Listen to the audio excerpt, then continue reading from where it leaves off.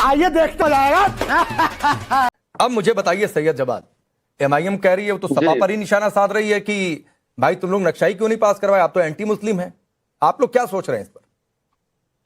जी राकेश भाई, बहुत बहुत धन्यवाद। सभी को मेरा जय हिंद, जय संविधान। देखिए, अभी आपने फखरुल हसन चांद साहब से पूछा कि जौहर अली यूनिवर्सिटी के जो हैं वो कागजात नहीं है, इलीगल बनी हुई है चीजें।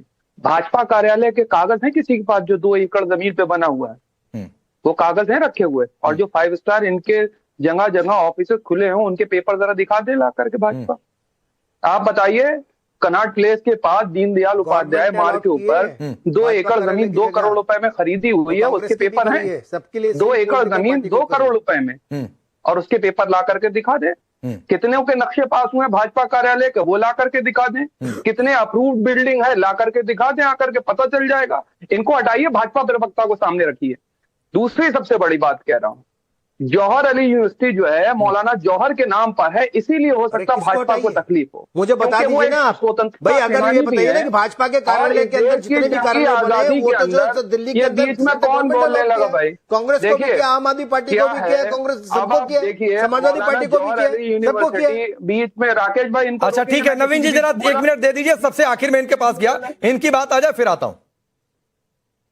देखिए, सबसे बड़ी बात वही कह रहा हूं, जौहर अली यूनिवर्सिटी जो है मौलाना जौहर के नाम पर है, एक स्वतंत्रता सेनानी के नाम पे है, उनके नाम से भी दिक्कत होगी। स्वतंत्रता सेनानियों के नाम से दिक्कत है, नेहरू के नाम से दिक्कत है, अंबेडकर के नाम से दिक्कत है। ये दिक्कत भाजपा की हम और संघियों के इसलिए समझ सकते हैं क्योंकि कब्जे की जमीन पर आकर के काम किया था क्या? बीच में ना बोल, जमीन कब्जे की भाई फिर वही बात है। नहीं एक मैं आता हूँ राधिका। नहीं नवीन जी, मुझे एक बात नहीं समझ में आ रही कि वैध अवैध पर कोई डिबेट क्यों नहीं कर रहा है। ये जौहर के नाम पर है, जौहर कौन थे, तो फिर देश में सब कुछ इलीगल हो जाए। ये बात क्या कर रहे हैं? और उनका नामकरण किसी स्वतंत्रता सेनानी पर कर दिया जाए तो बीच में नहीं सके, खामोश बैठे। मैं बीच में बोला इसके राकेश, अभी मैंने नवीन जी से पूछा, नवीन जी से पूछा चोर डकैतों का एक चोर डकैत अपने घर के आगे नाम स्वतंत्रता सेनानी का रख दे तो उसके अंदर डकैती के सारे मुकदमे माफ। तुम लोग डकैत हो, शिक्षा के मंदिरों को तोड़ रहे। अरे डकैत तो आप लोग हो। चंदा चोर किसका चंदा चोर सबको मालूम है। मुझे पता है हाजी अली से कितना चंदा चोरी किया है, अजमेर शरीफ से कितना चंदा चोरी किया है, निजामुद्दीन औले से कितना चंदा चोरी किया। चंदा चोर तो आप लोग हो। बाहर निकल नहीं सकते। सारे देश का आपने देश का ही पैसा खाया, सरकार का ही पैसा खाया, वक्फ बोर्ड का भी पैसा खाया, सबका पैसा खा गए। बदतमीज आपकी जुबान, आपके लोग, आपकी कौम है। अरे प्लीज, ये क्या बात है, ये क्या बात है नवीन जी? नहीं प्लीज, ऐसी कौन सी भाषा है? ये भाषा है क्या डिबेट की? ये भाषा है क्या नवीन जी डिबेट? क्या बकवास कर रहा है? नहीं तो मत क्या करिए ना। अगर किसी की बात आपको गलत लग रही तो आप करिए, आप विरोध करिए तर्क के साथ, लेकिन आप शब्द नहीं किसी के लिए। आप शब्द और मर्यादा के पार कोई शब्द नहीं। मैं बिल्कुल इसको टॉलरेट नहीं करता हूं।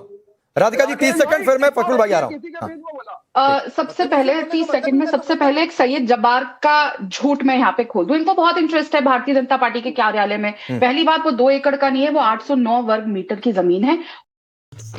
और सबसे पहली बात, भाजपा ने साल 2001 में अपनी वाजपेयी जी की सरकार के दौरान इसके लिए हमने रिक्वेस्ट डाली थी। और ये कब अलॉट हुई थी आप जानते हैं सैयद जब्बार? 12 मई 2010, जब केंद्र में डॉक्टर मनमोहन सिंह की यूपीए की सरकार थी, जो रिमोट कंट्रोल से राहुल गांधी और सोनिया गांधी चलाते थे, और कोविड के आदेश से ये अलर्ट की गई थी। अब मैं फैक्ट चेक करके आया करिए कि क्यों कांग्रेस सरकार ने ऐसा गलत काम किया, अगर आप गलत बता रहे हैं। दूसरी बात, राकेश जी आपने एक बात, सैयद जवाहर मेरे बीच में मत बोलिए, मैं आपको बोलने नहीं दूंगी वरना।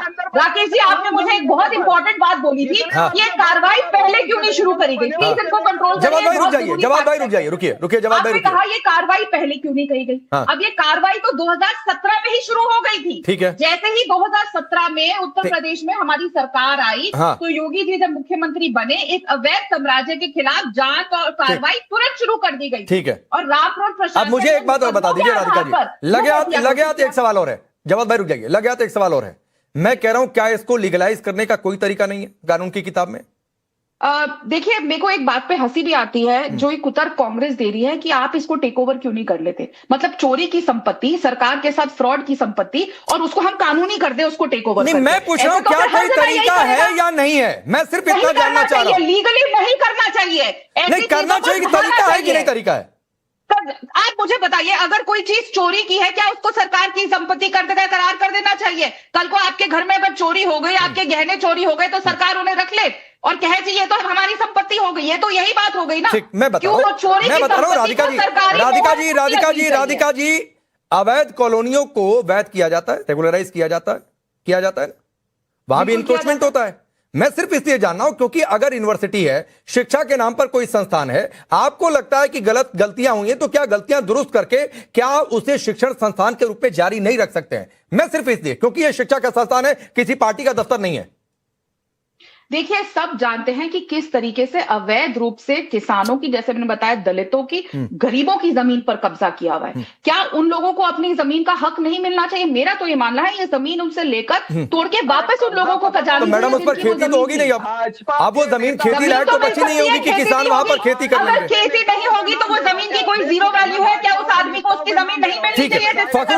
फखरुल हसन जी, अब रुकिए, ठीक है, ये आपका भी पक्ष आया। फखरुल हसन, आपका एक रुक जाइए, जवाब रुक जाइए, अरे रुक जाइए, नहीं अभी मैं फखरुल हसन के पास जाऊंगा, अभी रुक जाइए, मैं फखरुल हसन के पास जाऊंगा, रुक जाइए बस। फखरुल भाई, दो बातें हैं। एक तो हमारे रिपोर्टर वहां पर है, उन्होंने भी इस बात की तस्दीक की कि जिला पंचायत से 2 ही भवन का नक्शा पास है, 38 का नहीं पास है, जिसको गिराने की बातचीत चल रही है। तो एक आपकी यह बात गलत साबित होती है, इसीलिए मैंने रिक्वेस्ट की थी कि जब मुद्दा पहले से पता हो तो लेकर आना चाहिए था कि हमारा रिपोर्टर या जिला प्रशासन के लोग झूठ बोल रहे हैं, आप उसका बुरा मान गए। दूसरी बात है, जो राधिका खेड़ा, एक बात और है, 10 सेकंड, जो राधिका खेड़ा ने कहा था, यह वाकई है कि एंटी लैंड माफिया पोर्टल पर आजम खान का नाम दर्ज हुआ था, जिसको लेकर आप मेरे पर गुस्सा हो रहे थे कि मैंने नहीं टोका। अभी पता चलेगा। आपने उनकी बात सुनी थी राधिका खेड़ा की? उनके द्वारा क्या कहा गया था कि कोर्ट के आदेश पे दर्ज हुआ, उनको भू माफिया घोषित किया गया। कौन से कोर्ट के आदेश पे? मैंने इस पे आपसे आपत्ति दर्ज की थी। और रही पोर्टल की बात, किसी का नाम रख दीजिए, हमारा नाम शामिल कर दीजिए, किसी पे इनाम घोषित कर दीजिए, बैक फाइलों में कुछ भी कर दीजिए, आपकी सरकार है, कहीं सरकारों में कुछ भी कर लीजिए फाइलों में, कौन पूछ रहा है? और जहां तक, और राधिका जी, इसीलिए मैं कह रहा था आप लोग इसके खिलाफ हाईकोर्ट और सुप्रीम कोर्ट बैठे, कोर्ट नहीं। अभी जरा फखरुल जी की बात, अरे चुप रहिए आप, अब आप चुप रहिए, फखरुल जी की बात आ जाए, मैंने उनको बहुत बोल चुकी हैं आप, चुप रहिए, ऐसे चिल्लाइए, मैं खुद आ रहा हूं बीच में, चुप रहिए आप। फखरुल भाई, मैं बीच में आ रहा हूं, प्लीज प्लीज, कोई डिक्टेट विंडो से ना किया करे मुझे। आप बोलिए, आपकी बारी। ये गुंडागर्दी अखिलेश के समय पे होती होगी, अगर अखिलेश की सरकार नहीं है कि हम अभी ये ज्ञान दे रही थी, अभी ठीक है, प्लीज मुझे चित्रा जी के भी पास जाना है, अपनी बात पूरी करिए फखरुल, अपनी बात पूरी करिए। आपको सुन चुका मैं आपको। देखिए, अभी राधिका जी बड़ा ज्ञान दे रही थी कि जमीनें कैसे ली जाती हैं। अभी जो ये ऑफिस की बात कर रही हैं, लखनऊ में भारतीय जनता पार्टी के ऑफिस के लिए जमीन ली गई 16 करोड़ रुपए में, बेशकीमती जगह पे 1090 के ऑफिस के बगल में जो जमीन खरीदी गई है, बेशकीमती जमीन, मात्र 16 करोड़ रुपए में। क्यों? क्योंकि भारतीय जनता पार्टी का कार्यालय बनना है, कोई पूछने वाला नहीं। बात तो सही है। एलडीए किसानों की जमीनों को एक्वायर कर रहा है, कोई पूछने वाला नहीं है। उनको जो मुआवजा मिलना चाहिए मार्केट रेट से, वो भी नहीं मिल रहा है, कोई पूछने वाला नहीं। ये जमीनों की बात कर रही है, नियम और कानून की बात कर रही है। नियम और कानून केवल व्यक्ति विचारधारा देख के लागू होती है, और कहीं कोई विचारधारा लागू नहीं। और दूसरी बात, अभी कुछ समय पहले भारतीय जनता पार्टी ने कहा कि मुख्तार अंसारी से मैंने जमीन को खाली कराया है, और उस पे गरीबों के लिए फ्लैट बनाया है। तो वो जमीन निकली सिंचाई विभाग की, सिंचाई विभाग ने वहां पे नोटिस चस्पा कर दिए, ये जमीन हमारी है। ठीक है, अब चित्रा जी मुझे एक बात बताइए, कि क्या छात्रों को पेपर लीक को, क्योंकि बीजेपी ने कहा कि देहरादून में कब से पेपर लीक का एपिसेंटर बना, ये तो कांग्रेस अपने इतिहास में जाकर देखे, जो कल राहुल गांधी का वहां पर कार्यक्रम है, तो क्या सिर्फ ये सियासी टूल है? आपका सवाल क्या था राकेश जी? मैं पूछ रहा हूं, छात्र education system paper leak university क्या सिर्फ सियासी टूल है? मैं ये पूछ रहा हूं।